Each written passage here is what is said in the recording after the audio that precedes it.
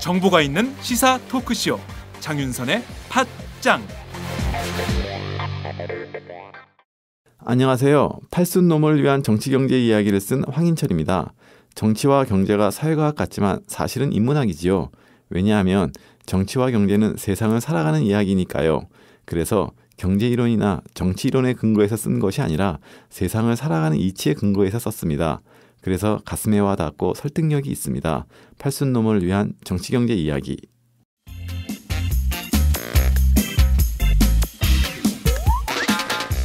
매일 정오 여러분의 점심시간 맛있게 씹어드실 뉴스를 보내드리는 장윤선의 팟짱. 매일나 신선한 뉴스를 맛보고 싶으시다고요? 보수 언론이 대충 훑고 지나간 뉴스 그 이면의 진실을 알고 싶으시다고요? 그렇다면 여러분의 곁에 장윤선의 팟짱이 있습니다. 좋아요와 구독하기로 응원해주세요. 포털사이트 검색창에서 장윤선의 팟짱을 치거나 모바일 앱스토어에서 팟빵 클릭 후 장윤선의 팟짱을 들러주세요. 요거 재밌네 할 때는 과감하게 좋아요를 눌러주세요. 여러분의 꼼꼼한 사랑이 팟짱을 키웁니다. 장윤선의 팟짱 애청자 여러분, 좋아요와 구독하기 꼭 부탁드립니다.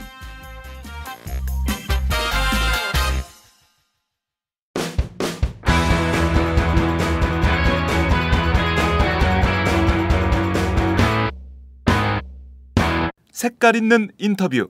색깔 있는 인터뷰 시작하겠습니다. 정부는 지난 22일 박근혜 대통령 주재 아래 경제관계 장관 회의를 열고 내년도 경제정책 방향을 발표했습니다. 구조개혁, 체질 개선, 경제 활력 제고가 핵심 키워드인데요. 어제 발표된 경제정책 방향에 대해서는 진단도 해법도 틀렸다, 이런 비판도 나오고 있는 상황입니다. 관련해서 오늘은 유종일 KDI 국제정책대학원 교수님을 모시고 자세한 말씀 들어보도록 하겠습니다. 교수님 나와 계신가요? 네, 안녕하세요. 네, 교수님께서 진행하는 라디오 프로그램을 많이 들었을 청취자들께서 오늘은 교수님의 그 분석을 듣게 될 것 같습니다. 감사합니다. 네. 네. 자, 우선 정부가 어제 발표한 경제정책 방향 총론으로 좀 어떻게 평가를 하십니까? 총론적으로 네. 뭐 안타깝게도 좀 방향 설정이 잘못되어 있는 것 같고요. 네. 네. 그래서 큰 효과가 없을 것 같다. 그리고 여러 가지 오히려 부작용이 생기지 않을까 걱정스럽습니다. 네. 자, 우선 방향 설계가 잘못됐다고 지적을 해주셨는데요. 어떤 점에서 네. 그런 게 두드러진다고 평가하십니까? 그러니까 우리 경제 체질을 개선한다고 해서 네. 말씀하신 대로 그걸 위해서 이제 구조개혁을 한다. 네.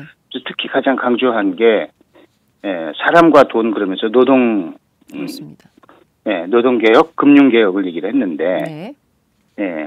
노동개혁에서 말만 보면 좋은 것 같습니다. 그런데 이게 실질적으로 하향 평준화가 되지 않을까. 지금 우리 노동시장에서 제일 큰 문제는 노동자들의 그 권리 보호 수준이 지금 국제적으로 꼴찌 아닙니까? 네. 그러다 보니 이 협상력이 약해가지고 네. 이 기업 이윤은 늘어나도 임금은 늘어나지 않는 게 네. 제일 큰 문제란 말이에요. 그래서 가게 살림도 어렵고 내수도 안 살아나고. 네. 근데 그 부분을 바꿔줘야 되는데 거꾸로 정규직 과보를 조정한다 이래서 네. 네. 노동시장 이제 유연성 쪽으로 더 이게 나가게 되면 네. 이 문제가 더 악화되지 않을까, 하향 평준화되지 않을까. 실제로 우리나라 굉장히 과보돼 있다고 자꾸 주장하는데 네. OECD에서 평가한 거에 의해도 네. 한국은 이렇게 고용 보호가 네. OECD 평균보다 더 낮은 걸로 그렇게 나오거든요. 그래서 문제 인식도 잘못됐고 해법도 잘못된 것 같다. 더 걱정스러운 거는 금융 쪽이에요. 네. 금융 쪽에서 네. IT와 금융을 결합한 핀테크를 한다 어쩌고 하면서 네. 이제 여러 가지 규제 완화를 하려고 하는데 네. 우리 이게 보니까 우리 은산 분리 은행과 산업장을 분리하는 문제라든지 네. 금융 실명제라든지 네. 한쪽에서는 우리가 경제민주화 차원에서 이런 것을 더 강화해야 된다고 네네. 하고 또 일부 이제 그런 쪽의 조치들이 이루어졌습니다만은 이제 핀테크를 얘기하면서 네. 이걸 많이 완화해 버리려고 하거든요. 실명 확인 뭐 이런 절차도 뭐 이렇게 없이? 제대로 안 하고 네. 이런 거를 막 지금 얘기를 하니까 네네. 굉장히 이게 걱정이 되는 거예요. 그리고 음. 사이버 보안 문제도 지금 갈수록 심각해지잖아요. 그렇습니다. 네. 예. 그런데 뭐 그다음 대외 거래도 뭐 편리성을 위해서 뭐 외국환 관리법도 전면적으로 개정한다 그러는데 네. 이런 식으로 막 나가면은 해외 자본 도피 문제라든가 뭐 여러 가지 네네. 그 굉장히 걱정스러운 방향으로 네. 나가고 있다. 네. 그래서 이게 그 경제를 네. 이렇게 그 경제랑 항상 양면이 있는 거거든요. 네네네. 그런데 너무 지금 한쪽만 보고 나가는 거 아닌가. 그런 생각이 드네요. 네, 교수님께서 큰 우려를 지금 해주고 계시는데요. 자, 우선 하나씩 좀 꼼꼼히 뜯어보겠습니다. 정부가 노동자들, 특히 이제 정규직 과보호론을 주장을 하면서 이른바 뭐 중규직을 검토한다는 등 사실상 사실상 정규직 노동자들의 해고를 쉽게 하는 방안을 적극적으로 검토하고 있고 박근혜 대통령은 그것을 일컬어서 서로 상생을 하는 모델로 서로 고통을 분담해야 된다 이런 주장을 하셨는데요. 네. 그 주장에 대해서는 좀 교수님 어떤 입장으로 보고 계십니까? 아까 네, 말씀해 주신 대로. 네, 말씀드렸는데요. 네. 우리나라 뭐 정규직이 과보라고 얘기를 하는데 네. 비정규직이 워낙 그 보호가 안 돼 있으니까 예. 거기하고 비교해서 과보라는 거지. 네. 저도 말씀드렸듯이 OECD에서 보기에 네. 우리 정규직은 과보가 아니다. OECD 국가들 중에 네네. 그렇게 보호 수준이 높은 나라가 아니다 하는 것이고 네. 그 다음에 네. 또 주목해야 될 문제가 이게 이제 맨날 그렇게 얘기하거든요. 이게 과보돼 있기 때문에 네. 필요할 때 뭐 해고를 못하니 네. 애초에 기업들이 고용 자체를 회피한다. 네. 이런 주장이잖아요. 그래서 이 그렇습니다. 과보를 좀 없애면 소위 말해서 네. 그 유연성을 높이면 네. 고용이 늘어날 거다. 근데 이 소리를 우리가 언제부터 들었습니까? 적어도 IMF 위기 이후에 네. 이 얘기를 우리가 수도 없이 그렇습니다. 들었죠. 그래서 굉장히 그 해고가 지금 우리 뭐 정규직 해고 못 합니까? 많이 합니다. 경영상에 뭐 그 긴박한 필요라는 그걸로 해서 정리 해고는 우리나라가 정리 해고는 굉장히 잘이라는 그 수식어가 부적합한데 네. 많이 필요에 따라서 할 수 있는 나라로 그렇게 지금 평가되거든요. 네네. 국제적으로. 네. 그리고 네. 실제로 그렇게 해서 했더니 우리가 고용 사정이 좋아졌습니까? 가수가 안 좋아지잖아요. 네. 그래서 그 근거 없는 얘기다 네. 하는 말씀이고 네.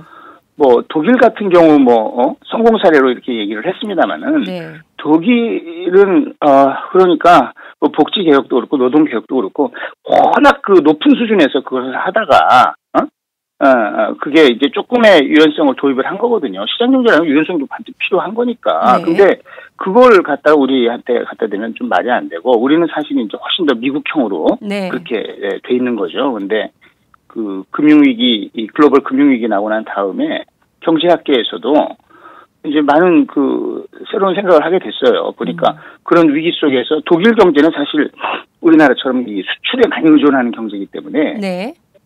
그 글로벌 금융위기 이후에 굉장히 경제 타격이 심했었거든요. 네. 그런데도 보니까 고용은 안 줄어드는 거예요. 네. 실업 문제가 미국이나 뭐 다른 나라처럼 안 생기는 거예요. 예. 그래서 이게 보니까 네네. 독일은 이게 고용 보호가 잘 돼 있고 이런 또 필요한 경우에는 뭐 노동 시간을 단축한다든지 네. 해서 고용을 유지를 하고 이런 것을 잘하니 그런 고용 문제가 다른 데 비해서 훨씬 잘 되더라. 네. 그런 것들을 보면서 무조건 유연성이 좋다고 하는 이런 사고 방식이 네. 잘못된 것 아니냐 하는 네. 반성도 많이 있었거든요. 예. 이제 이게 과거의 구태연한 주장을 또 되풀이하는 거죠. 네. 이를테면 독일의 경우하고 우리의 복지 시스템은 비교할 수도 없고 노동 여건도 뭐 비교할 수도 없는 수준인데 그거를 갖다 붙여가지고 마치 이제 독일에서 하면 좋은 것처럼 포장해서 얘기를 하는데 그것은 전혀 사실과 다르다 이런 말씀을 해주셨는데요. 네네. 예, 무엇보다 지금 당장 해고가 이렇게 쉽게 되면 가계부채가 1,060조. 천조가 넘어 있는 이 가계부채 이걸 어떻게 해야 되냐. 이런 전부 정말 집들이 전부 빚더미에 앉게 되는 거 이미 빚더미에 앉아 있지만 또 심각해지는 거 아니냐. 이런 이제 불안감이 막 오고 있는데요. 이른바 이제 이번 그 금융 관련해서요. 정부가 일단 이 가계부채를 관리하는 차원에서 내년도에 40조 원 정도를 은행권 단기 또 변동금리 일시상환 뭐 주택담보대출을 장기 고정금리 뭐 분할상환 방법으로 뭐 전환한다. 이런 방법을 추진한다고 하는데요. 이거면 정부가 가계비 체질을 바꿀 수 있다. 이런 주장을 하고 있어요. 교수님께서는 어떻게 보십니까? 네, 그 얘기 말씀드리기 전에 그 노동시장 뭐 관련해서 이제 우리 뭐 독일뿐만 아니라 그런 그 선진 복지국가들 경우에는 이 설사 직장을 뭐 잃게 되더라도 그게 사회 안전망이 굉장히 잘 돼 있어서 그렇습니다. 그렇게 뭐 당장에 큰 타격이 오거나 그러지는 않는단 말이에요. 네? 네. 그런데 우리나라는 현실적으로 한번 직장에서 쫓겨나게 되면 그 정규직 괜찮은 일자리죠. 그 다음에는 거의 뭐 생활이 완전히 붕괴가 되죠. 생활 수준이 뭐 그렇죠. 그렇게 되는 현실이잖아요. 그러니까 이거를 사실 뭐 정부에서 조금 신용할지는 모르지만은 과연 우리가 이런 시스템 하루 아침에 바뀔 수 있는 것도 아니고 이 상태에서 말씀하신 대로 가게들이 안 그래도 굉장히 지금 압박을 받고 있는 상황에 이런 고용 불안을 더 확대시킨다 그러면 경제에도 굉장히 안 좋은 영향을 미칠 것이다 하는 말씀이고 지적하신 대로 이제 그 가계부채 문제가 갈수록 지금 심화되고 있는데 이거를 40조를 그렇게 전환한다고 해서 과연 그게 뭐 안 하는 것보다는 낫겠습니다만은 얼마나 큰 도움이 될지 그런 부분은 좀 문제가 있어요. 그래서 더 이게 이제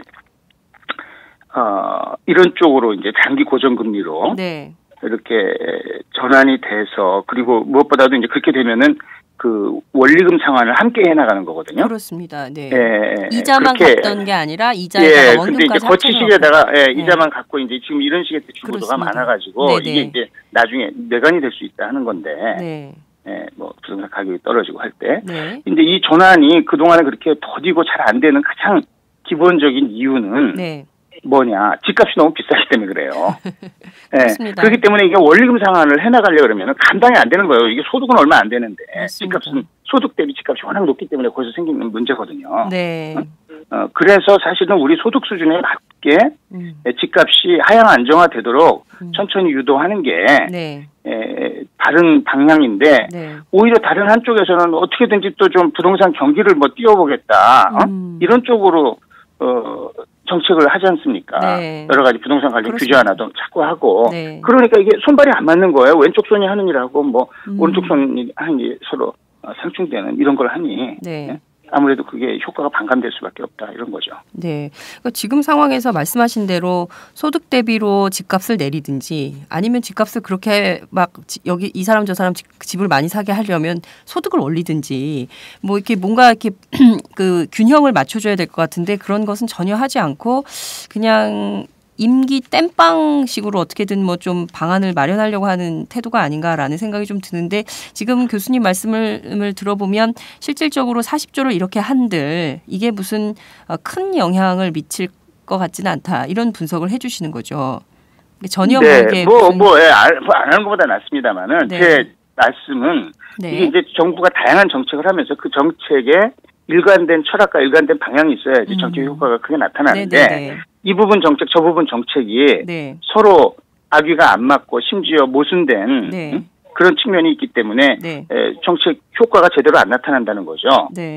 그래서 물론 이제 뭐 집값은 뭐 갑자기 확 떨어뜨려도 안 되고 소득이라는 건 뭐 마음 먹은 대로 갑자기 확 올릴 수 있는 것도 아니고 그렇기 때문에 제가 말씀드렸듯이 하향 안정화 유도를 통해서 점차 그 갭을 소득에 비해서 지나치게 부동산 값이 집값이 높은 것을 갭을 차츰 줄여나가고 그런 노력을 하면서 지금 말하는 그 가계부채 구조 개선 장기 고정금리 원리금 상환 제도로 그쪽으로 바꿔 나가는 게 그럼 더 탄력을 받을 수 있는데 네네. 한쪽으로는 이제 그것과 이 맞지 않는 정책을 또 막 하면서 그걸 하려고 그러니까 네. 거기도 한계가 있다는 그런 말씀이죠. 예, 알겠습니다. 그 최경환 경제팀이요. 취임 초에는 소득주도 성장을 굉장히 강조를 한 바 있습니다. 그런데 이번 발표된 내용을 보면 그런 내용은 거의 없는 것 같아요. 이게 어떤 측면 때문에 이렇게 방향 전환, 정책 전환 뭐 이런 게 있었다고 보십니까? 아니면 이게 처음에는 그냥 뜻만 있었던 글쎄요, 건지. 뭐 방향 전환을 크게 한 것 같지는 않고요. 네. 애초에 뭐 그 소득주도 그게 이제 아주 작은 부분이었고 레토릭으로는 뭐 강조를 했지만 실질적으로 거기에 관련돼서 나온 정책이라는 것은 그 세법 뭐 세 가지 그 법이 있잖아요. 뭐 배당소득 뭐 관련해서 또 임금 올리는 거 뭐 이렇게 해서 뭐 그 환류 세제 그 세 가지를 얘기를 했는데 이거 가지고 우리 뭐 가계소득이 획기적으로 늘어날 거라고 생각한 사람은 아마 아무도 없었을 거라고 봅니다. 예, 애초에 그런 정책 자체의 효과성이 좀 의심이 됐었던 부분이고요. 이 소득주도를 제대로 하려면은, 제가 봤을 때는 두 가지가 중요해요. 하나는, 지금 돈이 많이 몰려 있는데, 어디 쓸 데가 없어가지고 자꾸 쌓이는 부분이 있잖아요. 그게 이제, 대기업. 그리고, 아주 1%, 10% 안에 속하는 고소득층인데, 이쪽에서 세금 더 걷어가지고, 돈 필요한 데다가 주는 겁니다. 그게 지금 복지거든요. 예, 그거를 해야 되는데, 그거를 안 하고, 뭐, 돈이 없어서 뭐, 복지는 그렇게 못 하겠다. 이렇게 하고, 돈이 왜 없으니까, 한쪽에 지금 자꾸 몰려가지고 문제죠. 이제 그건 안 하고, 이런 세제 약간의 인센티브를 통해서, 이거를 가계 쪽으로 좀 더 가게 하겠다 하는 건데, 그건 거의 효과 별로 없을 거다. 이렇게 보이고, 다른 하나는 제가 이것도 아까 언급했던 부분인데, 지금, 우리가 특히 2000년 이후에 보면, 기업 이윤, 특히 대기업 이윤은, 지금 엄청 증가 속도가 빨랐거든요. 그런데 임금이나 가계소득은 바닥을 켰단 말이에요. 그것은 크게 봤을 때, 그만큼, 기업 고용주에 비해서 노동자들 협상력이 없어가지고 그런 부분이거든요. 그리고 지금 파업 거의 대부분의 파업이 워낙 그게 이제 규정이 까다롭게 돼 있어요. 다 불법 파업으로 규정이 되고 그러면은 엄청난 또 액수의 손해배상 그렇습니다. 그걸 맞게 되고 이런 식으로 되니까 완전히 위축이 돼가지고 임금 쪽으로 소득이 잘 안 가는 부분.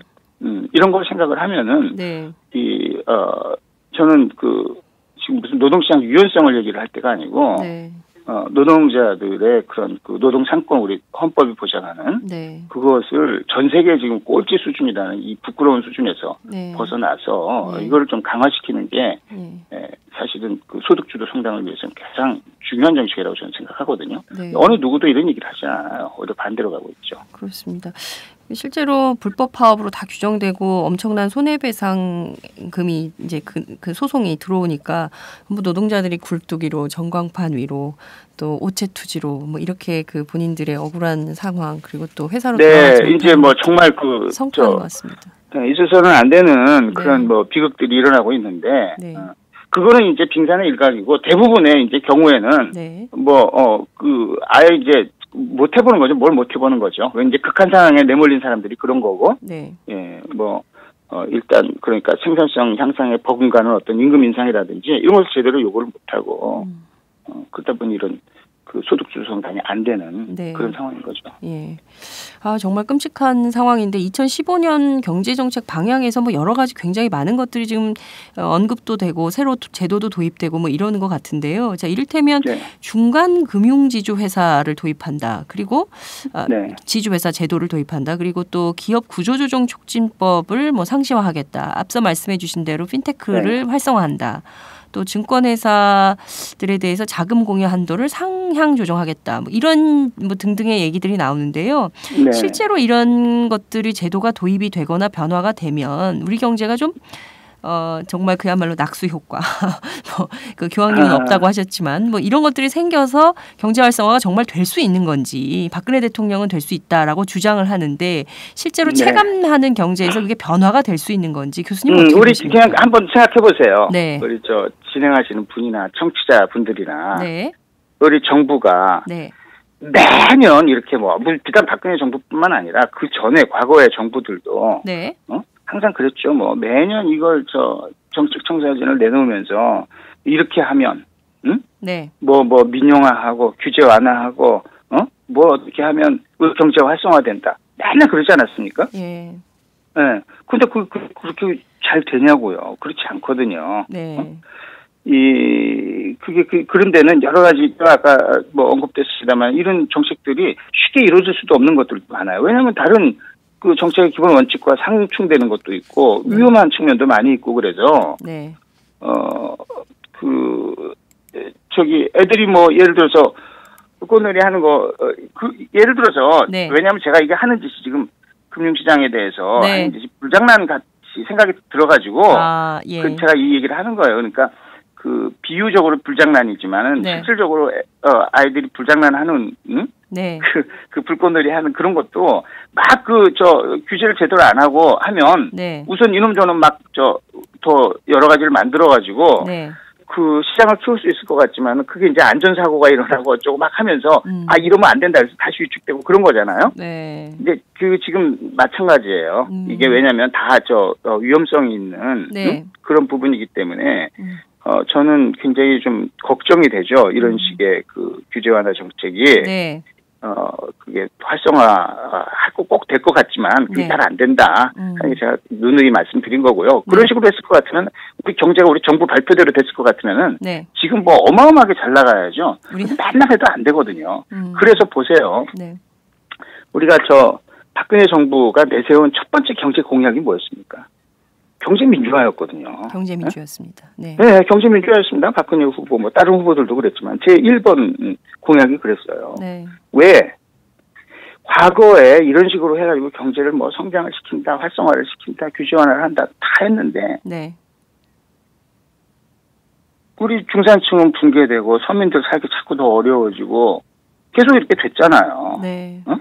그래서 국민들이 이건 아닌가 보다 해서 그런 사회적인 합의가 이번에 대한항공 사태 가지고 정말 웃지 못할 사태가 벌어지고 했습니다만은 네. 그게 이제 한국 경제 리스크거든요. 그러니까 밑에서 제대로 된 정보도 올라가지도 못하고 제대로 정당한 보상을 요구하지도 못하고 자꾸 이런 식으로 해서 쥐어짜서 경쟁력이 있는 것 같지만 결국은 알고 보면 굉장한 리스크가 있고 취약하다. 네네. 그래서 이제 하나의 상징적인 사건인데 네. 그래서 경제민주화를 하자고 했던 건데 네. 지금 그런 어떤 방향성은 완벽하게 상실해버리고 네. 지금 구태의연한 그런 경기부양 규제 완화 쪽으로만 이렇게 가버리니 네. 이렇게 해가지고 10년 20년 해가지고 잘 안 된 정책이 갑자기 되겠습니까? 네. 될 리가 없죠.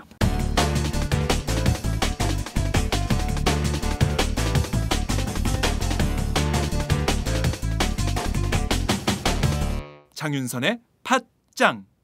근데 걱정인 게요, 교수님. 이번에 또 무슨 원샷법을 만든다는 거 아닙니까? 그러니까 이를테면 무슨 법이요? 원샷법이라는 걸 만든다는 거예요. 뭐냐면 기업이 새로운 사업 분야로 진출을 할 때 그 규제를 다 없애고 그 금융하고 세제 또 혜택을 한꺼번에 금융과 세제 혜택을 한꺼번에 원샷으로 제공한다라고 해서 그것을 원샷법이다 이렇게 얘기를. 요즘 또 연말이 돼가지고 안 그래도 회식 자리도 많은데 또 원샷 그래가지고 제가 깜짝 놀랐습니다.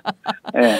이것도 재벌한테 특혜를 주고 앞서 말씀해 주신 대로 노동자들은 지금 살 수 없어서 못 살겠다 난리인데 재벌한테는 또 이런 방식으로 원샷으로 특혜를 준다는 입장을 정부가 밝혔습니다. 이것도 이렇게 해가지고 잘 된다고 생각하지 않아요. 이게 원샷 서비스다, 무슨 레드테이블을 없앤다, 뭐 한다. 이명박 정부는 안 했고 노무현 정부는 안 했으니까 다 김대중 정부고 뭐고 맨날 이거 한다 그랬죠. 이렇게 네. 해서 뭐 기업 투자 활성화시킨다고 그 얘기 안 한 사람이 있습니까? 네. 귀에 못이 박히도록 들은 얘기예요. 네. 근데 네. 그게 잘 안 되는 이유가 있거든요.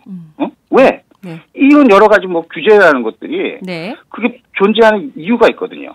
어떤 무슨 환경이라든지 뭐 인권이라든지 여러 가지 우리 사회가 지켜야 될 가치를 보호하기 위해서 존재하는 부분들도 있고 네. 여러 가지 뭐 위험한 거라든지 뭐 소비자 보호를 한다든지 뭐 그 정보 비대칭 문제를 해결한다 등등 다 나름대로 이유가 있어가지고 대부분 있는 거예요. 네. 네?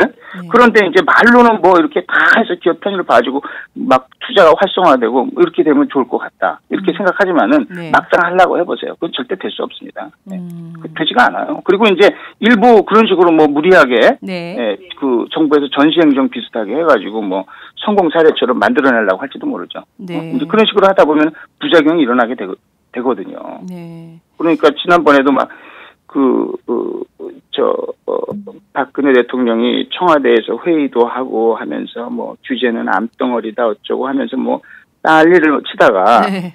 예를 들어서 세월호 사건 뭐 이런 거 나오고 하니까 네. 뭐 규제 완화 했던 게 독이 됐다 이런 게 나오니까 뭐 안전 규제 이런 건 말고 그런 거는 아니고 뭐 하잖아요. 근데 다른 어떤 규제라고 해서 네네. 다 뭐 이게 아무 필요도 없고 무슨 그런 무슨 암덩어리 같은 무슨 규제가 잔뜩 있어가지고 국민들을 괴롭히고 기업을 못하게 만드는 그런 아니 대한민국 그런 게 그렇게 있겠습니까? 그게 있으면 옛날부터 없어졌겠죠. 네. 그렇지가 않다는 거예요. 이게 착각이죠. 그리고 맨 이런 식으로 해가지고 기업들이 자꾸 자기들 편한 대로 하려고 하는데 네. 결국은 그렇게 해가지고 갑자기 경제가 활성화될 것 같으면 누가 이건 뭐 경제 문제가 다 쉽게 해결되게요. 그렇지 않습니까? 네.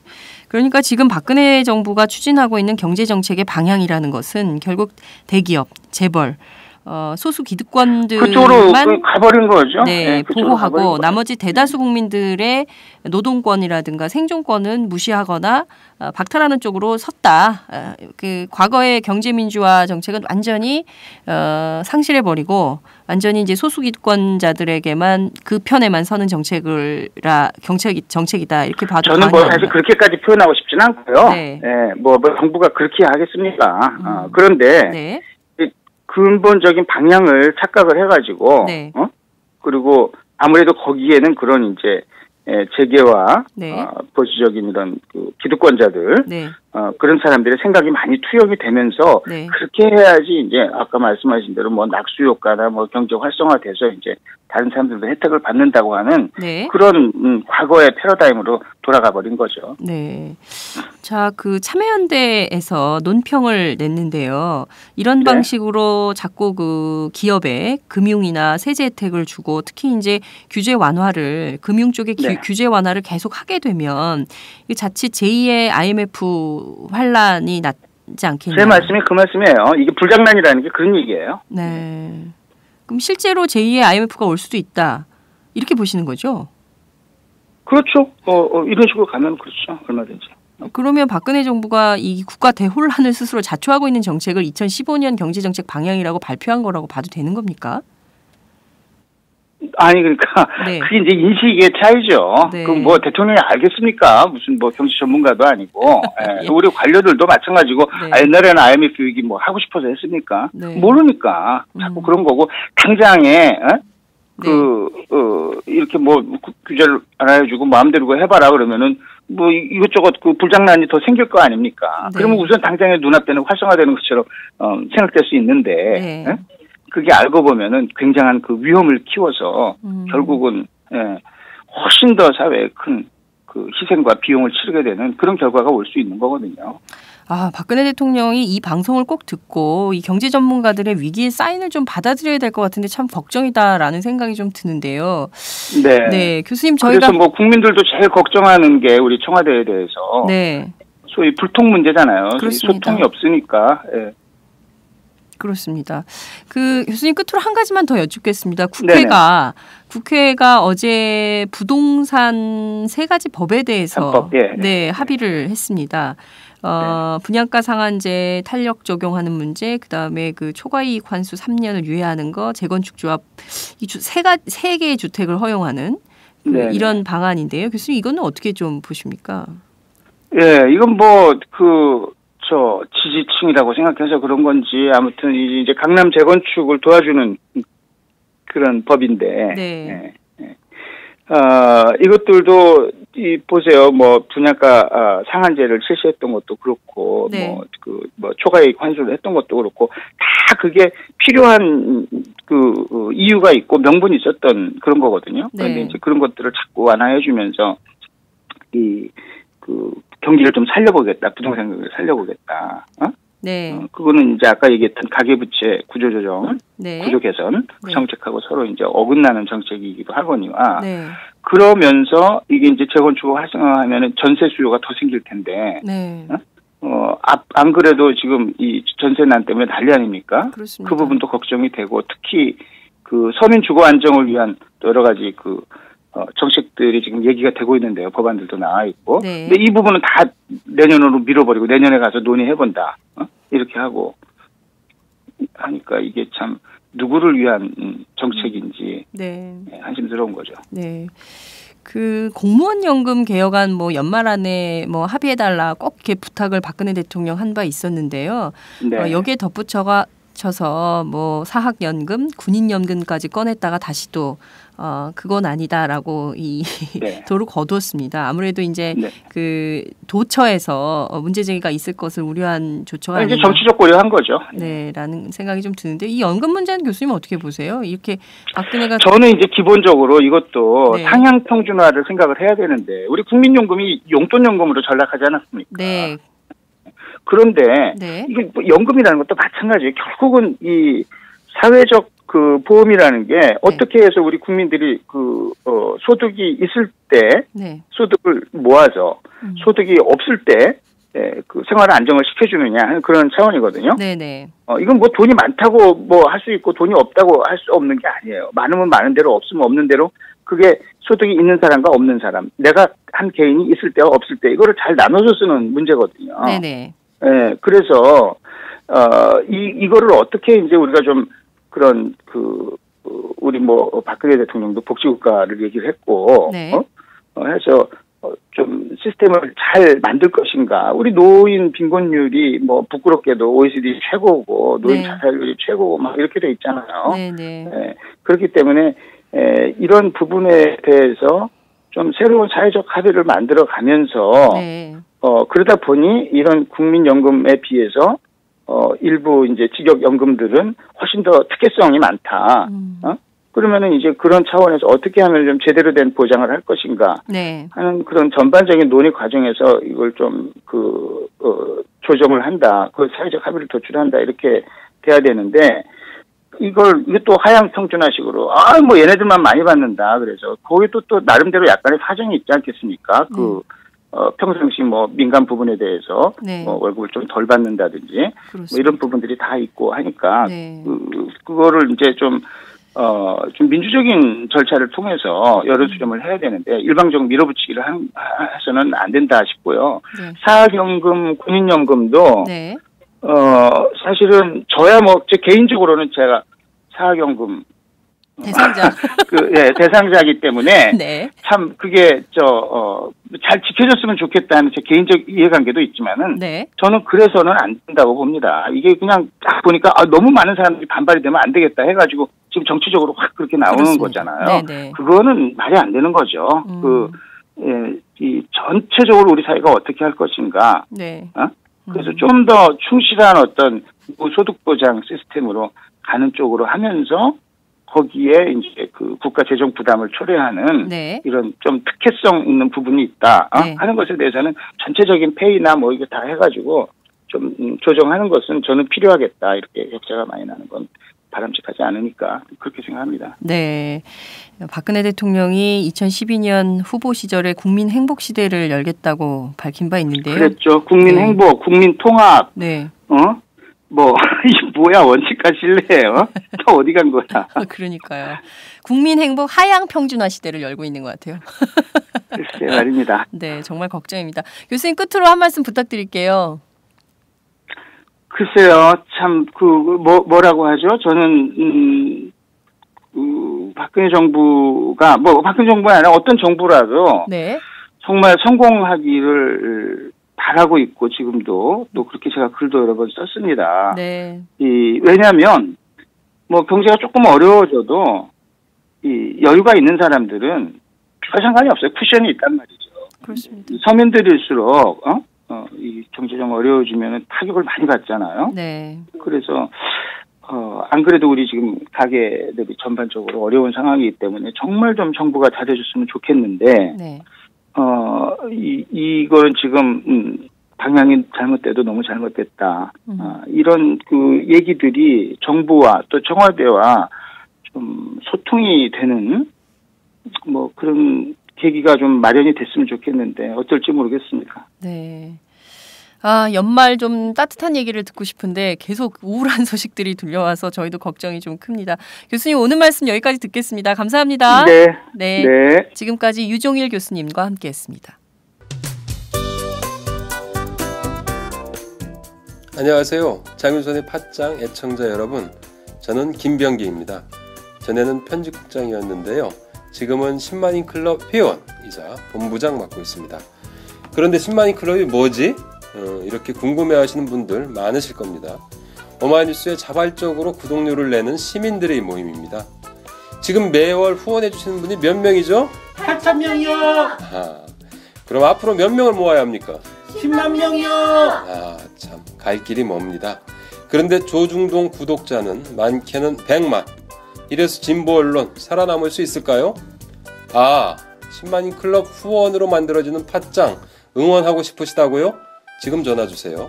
02-733-5505로 전화하셔서 내 손번호 274를 꾹 누르세요. 오마이뉴스 기사의 모든 기사 하단에 동그란 주황색 배너를 누르셔도 됩니다. 여러분들의 참여로 팟짱이 웃음소리 더 커질 수 있습니다. 감사합니다.